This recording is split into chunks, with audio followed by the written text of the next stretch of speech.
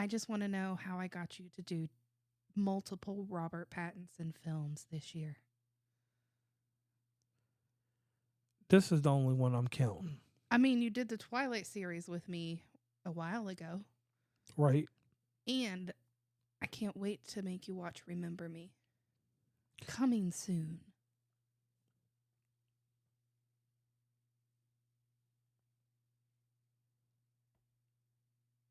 We're going to have to insert some crickets here.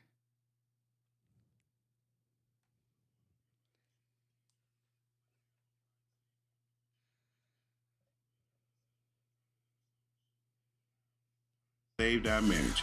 Now, we're not like most married couples. Most of the time we disagree, but that's the beauty of the show. So, when you get through listening to Sparrows on the Review, come give us a listen. Each and every Friday on any DSP, go look for Pod and Saved Our Marriage. We'll just roll with it. Mickey 17. I'm JR. And I'm Stacey. This is Sparrows Under Review. I just gave you the title. Now, So I guess give me your overall thought. first off, let's go with the director, producer, and writer of this movie, Bong Joon-ho. If you've seen Parasite, you see this and you think you're going to get that Parasite feel. You don't get that. It's a different type of movie. Right. I mean, it's all in English. So that was beneficial. Right. Like Parasite is the movie that was in a different language, right? Right, that won him all kind of awards. Okay. So that's the one. As a person that seeks out movies, the thing that attracted me to the movie was weird. Because, everything, it's a certain way for me to get to movies unless it's part of my catalog. This is not part of my catalog. Looking at it and looking at another movie, a movie called Novocaine, I looked at both of them and I looked at their posters and I was like, which one might be good and which one should I introduce to Stacey? And when I say introduce, it's not like that she doesn't go out and look for the movies for the podcast, but I'm the one. Well, I mean, I'm the one that showed you Mickey 17 anyways. I mean, it goes to show you don't pay attention to the TikToks I send you because I send you movies and say, I want to watch this one and do a review about it. I think I sent you that one like 2 or 3 times because it did have Robert Pattinson in it. So that's where her flair comes in for this because this is a Batman. No, it has nothing to do with Batman.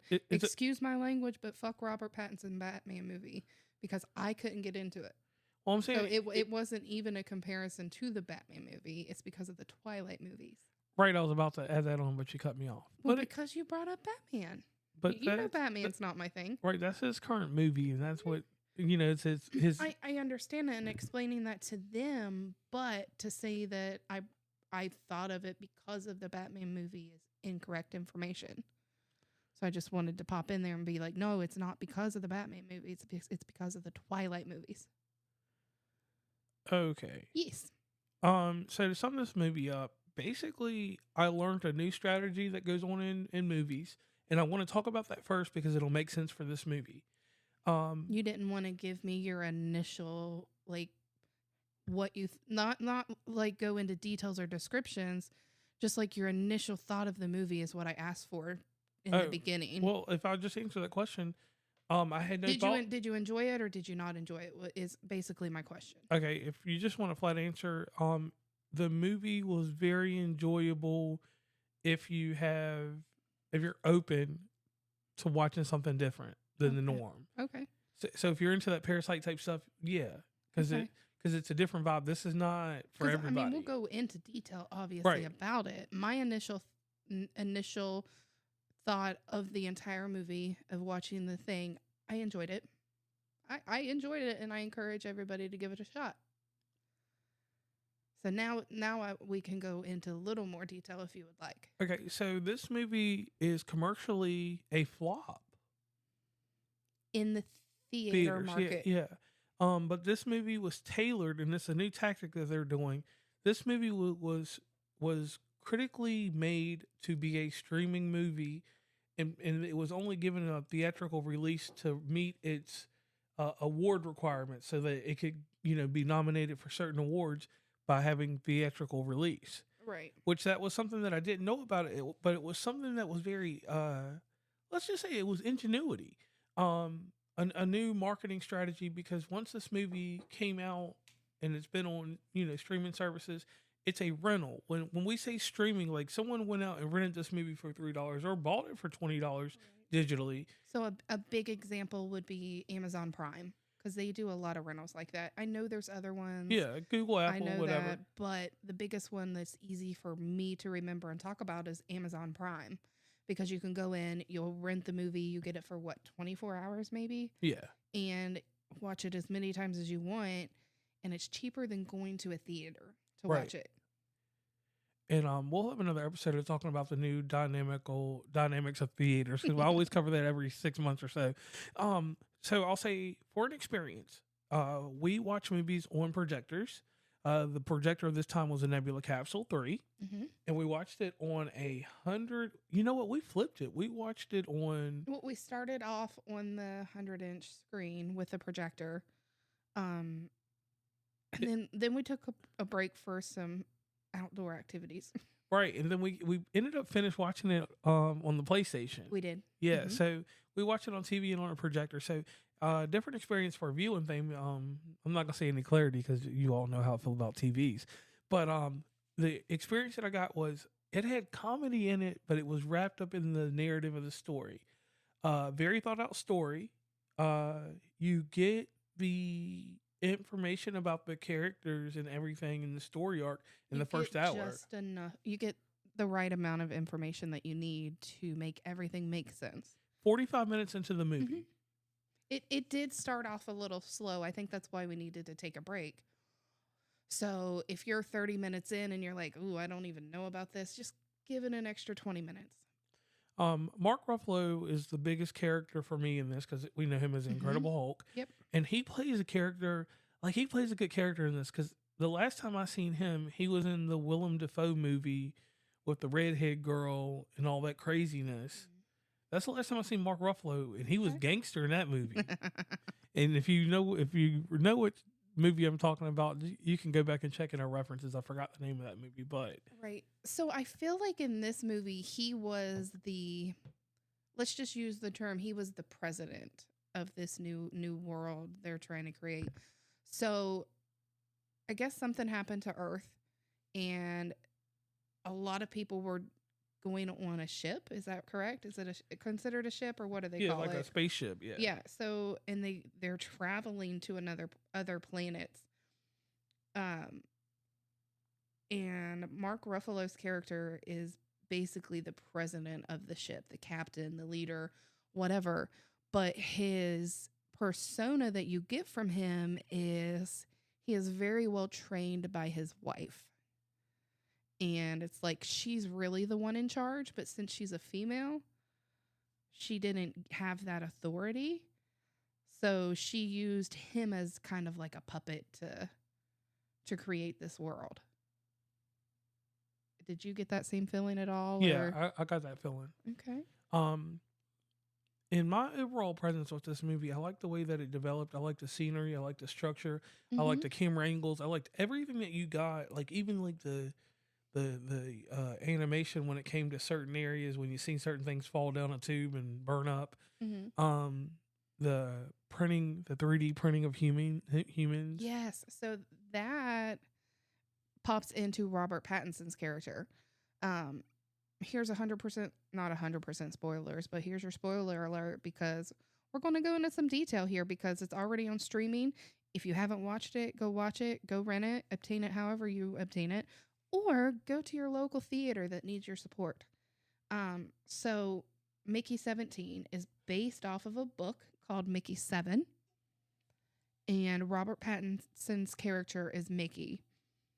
Some shit goes down on Earth, and then they decide to run away. Basically, he joins the ship and becomes what they call an expendable.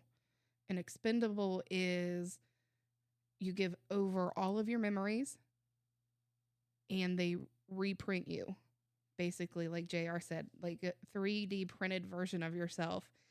And it's supposed to take 20 hours, but that was one issue I seen in the movie, because at the end, that was no 20 hours. No, it was quick. Right. It was like 20 seconds. Right. So, like, they could have made that part just a tiny bit better there to make it make more sense to their storyline.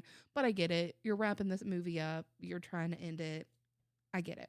And the only thing that baffled me, when you get into this, you're going to learn about the numbering and why the numbering's important. It is. And the numbering between 17 and 18, I thought before, 18 came about, that there would have been some type of like way that they would have known that 17 was deceased.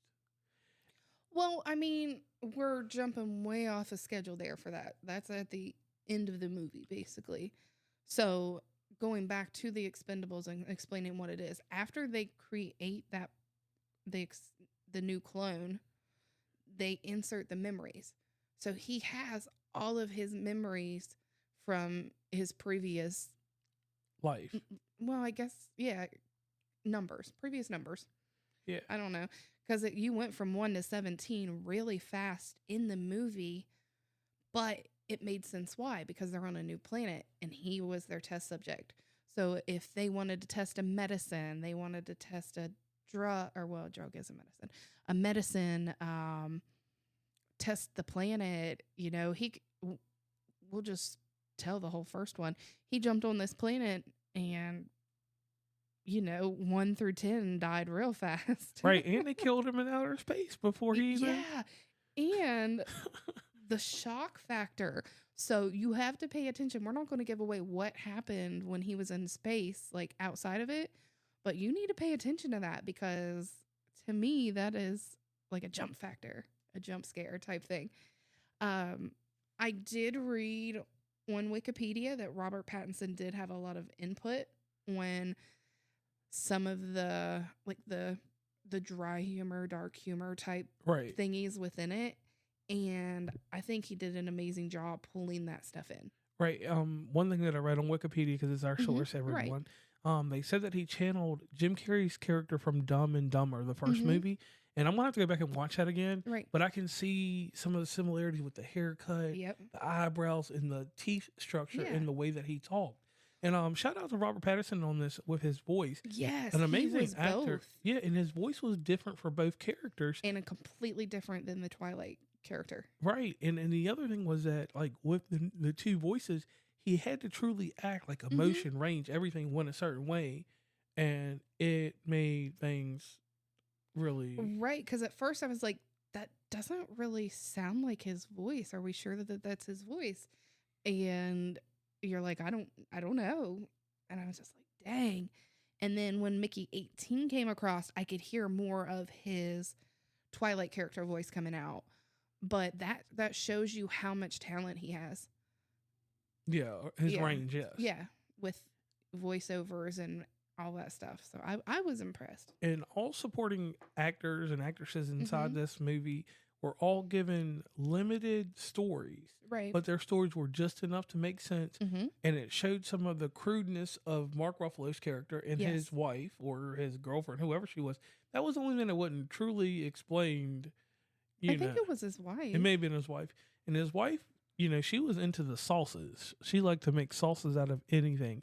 And that's not a spoiler. That's just something I want you all to keep in mind if you when you watch. And you don't learn about her sauce until the end. Right. So that's why you have to watch the whole movie and pay attention. And it's one of those things, like, it's a movie. I know people like to grab their phones and do this and that. It's one of those things that you got to put your phone down. And when you don't put your phone down, it's a crazy situation. And another thing I like, though, that always ties into Sparrows Under Review is, in reading something from Wikipedia, I found out that it has a Studio Ghibli tie-in to it. They're saying that some of the characters from this movie, if you've ever seen the movie Valley of the Wind, Natsusaka. Okay, yeah. Which we haven't seen. I seen that down towards the thing. I didn't know what was Studio Ghibli related. Yeah, so there's something related there. So anyone that's related there, do the tie-in for that and let us know in the comments and let us know how it works out, because we've never seen that Studio Ghibli movie. But overall, what I would say about this movie as a comedy that has science fiction in it, it is something that with my nerdum and any of my people that follow sci-fi stuff, I can sit down and watch it with them. If there's a fan of Twilight and they're just digging Robert Pattinson, I could see them watching this. Mm-hmm. The people I can't see watching this are your casual or your serial movie watchers. Serial movie watchers are going to get thrown off because they're going to think Parasite. And this is like, I'm going to say, I got to be honest, it's a whole 360. Okay. Well, here's my challenge. I would like everybody that's listening to watch it, or at least watch the trailer, and leave us a comment over on Spotify and let us know what you think. If you've already seen it, let us know as you're listening, tell us what you thought of it, and we'll go over it in the next episode. Or, well, after this releases. Right. And after this releases, we will definitely be posting something over on Threads, just asking what people think about this movie. Mm-hmm. Because it's a very interesting movie, because I never had with me, a movie has to have a bad part, like something that drops me out of it. Every movie has a start, slow build up. Some movies take 30 minutes or 45 minutes. So I can't be cruel about that. But had I seen this in a theater setting, this would have been a fun movie to go see in theaters. Yeah. It wouldn't have been something that would have slipped my mind, but I like the strategy that I've learned now about how they're doing this. Right. And it's an experience that this is a movie that if I was outside doing my normal outdoor projector stuff, this would be a nice movie to watch at night that I could let the 18 and up crowd watch. Well, see, I mean, you know your kid. You're going to know whether it's appropriate for them. I don't know that it was any really bad stuff in it. There was a couple scenes that could have been like, oh snap, don't watch that, close your eyes. Right? It was one thing with the. But did it show a whole lot? And yeah, he's pointing to his under area whenever he was asking me that. Yeah. Remember the dude peed on somebody or something, or was it? Am I getting movies mixed up? You might be getting movies mixed up. That sounds like an Adam Sandler movie. No, something happened. Like when he was being born or reprinted, and maybe I'm getting movies mixed up, but something. I don't know. But overall, just it has some early sexual activity in it that it's really mellow. But either way, it does have a lot of sexual innuendos in it because they want to basically repopulate this planet with pristine DNA. Right. They don't want any flaws. Right. I almost remind you of some other things that we won't discuss that have happened and that people wanted to happen during certain world wars that didn't take place. Gotcha. And then, so on this planet, there's these creatures. You see the creatures in the very beginning because they kind of do a quick, how do you explain that? They do something, show a scene that's towards the end of the movie. And then once that scene is over with, it goes back to the beginning. And so once you get through it, then it shows you that scene again with more details. So you learn about the creatures first, but then you learn more about them later. Okay. Yeah. Like what is that called? Do you know what it's called? No. Okay. If anyone knows, let me know because I don't want to Google it. I'm lazy today. Right. Now, this movie, after learning some more about it, because I'm interested in all the politics that go behind movies. Once we learned about the strategy, one thing that happened, this movie was affected by the 2023 SAG-AFTRA strike. This movie originally was supposed to come out March 29th, 2024. Mm-hmm. And then moving into the release that it did on March 7th. It came out then, and then it was delayed a few times. Right. Because January 1st, it was supposed to come out January 31st. Mm-hmm. And then it was pushed to... It doesn't say why. Yeah, and this is crazy. So it didn't come out... Oh, to take advantage of Easter weekend and avoid competition with Dog Man.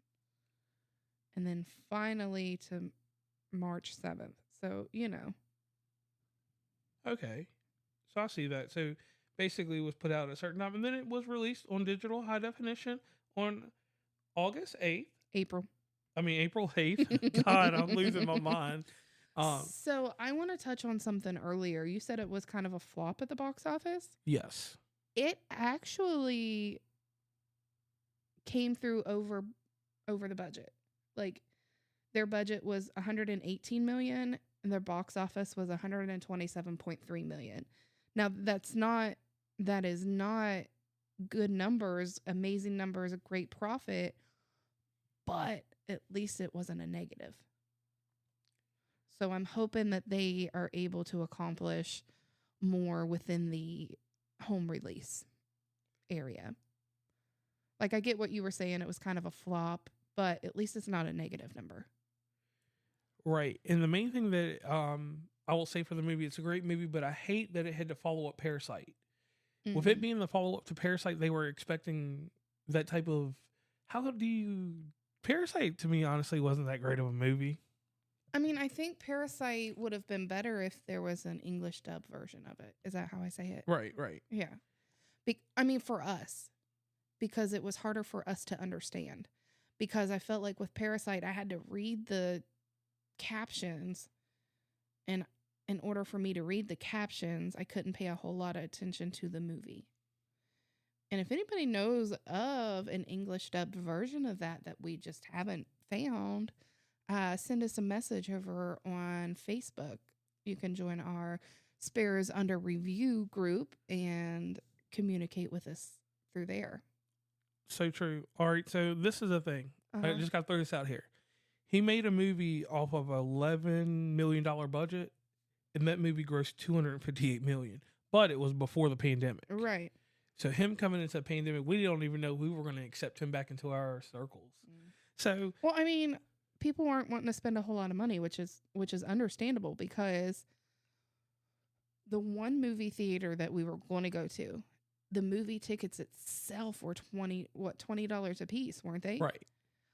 So that would have been $40 for just 2 movie tickets. We found a second movie theater, and we were able to get 2 movie tickets, a popcorn, and 2 drinks for less than $40. So true. So I'm going to do that. And imagine if we were home in Spencer and this movie was available. Right. So that's why I say it's nice to support and encourage the smaller theaters. I'm not dissing anybody like Regal, or what are some other ones? Regal, Cinemark, Tinseltown. No, I'm talking about the huge ones though. Tinseltown was a big one. Yeah, but what is that? What are the other ones? I mean, Epic. IMAX. Yeah, IMAX. Like IMAX is a woof. Right, because those are expensive places. I'm not saying don't go to them, and I'm not dissing them, because we have went to those before and we enjoy them. But sometimes it's nice when the lower movies that you might not necessarily think you're going to enjoy, just go to a cheap theater and watch it. So true on that one. And I definitely have to agree on that. So would you watch this movie again? Yeah. This will be something that I will present to people. I'm going to pass it along and be like, yeah, Mickey 17 is something you should watch. Okay. So let's say on a scale of Douglas or not. Douglas, you going to have him watch it? You think he would enjoy it? He would watch it. Okay. Because he's going through a phase right now. So he likes... Yeah, so it'll be something that will bring him back to his 40s or 50s, early 40s. With Robert Pattinson, so that would be something there. I could see that being something that would work out very well there. Okay. This would be something I encourage to people. I put this in the same realm as Flight Risk. You can watch them. You can put them in your collection if you have a digital collection. Okay. If you have a physical collection and it's a still box, yeah, I encourage everybody, if it's a still box, buy it. And you know that you're going to get some extra detail from it just because of who the producer is and what he did with Parasite in the after release. Will this movie stand the test of time? Man, this thing is going to rock out on TNT, HBO. Really, HBO and those places like that are going to rock this movie out for a while. Right. And being that I believe it's a Warner Brothers movie anyway, it'll definitely rock out on HBO Max. It'll be a big thing over there. And they'll push it hard and they'll get it ingrained in people. So I have no problem with telling you that this movie delivers.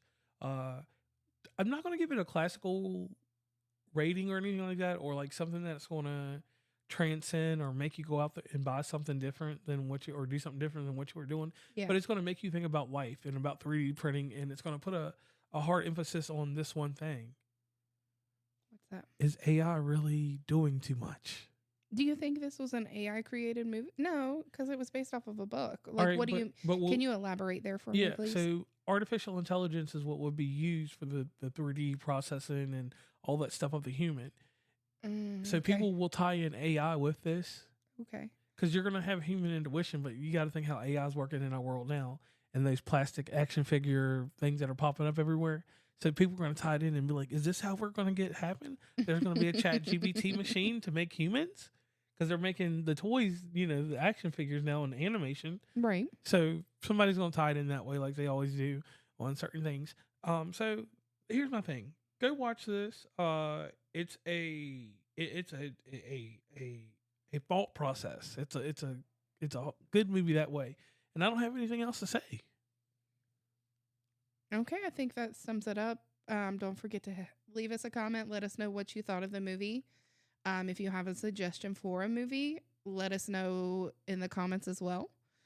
We do have our Facebook group up and running. If you want to go over there and give us a follow, we do post our little reels and stuff like that. And we're getting into some Q&As over there as well as on, you said Threads is a Yes. big one that you use. I'm Yeah. on Facebook. He's on Threads. Both Sparrows under review. Right. So definitely check us out over there. And I'm Stacey. And I'm JR.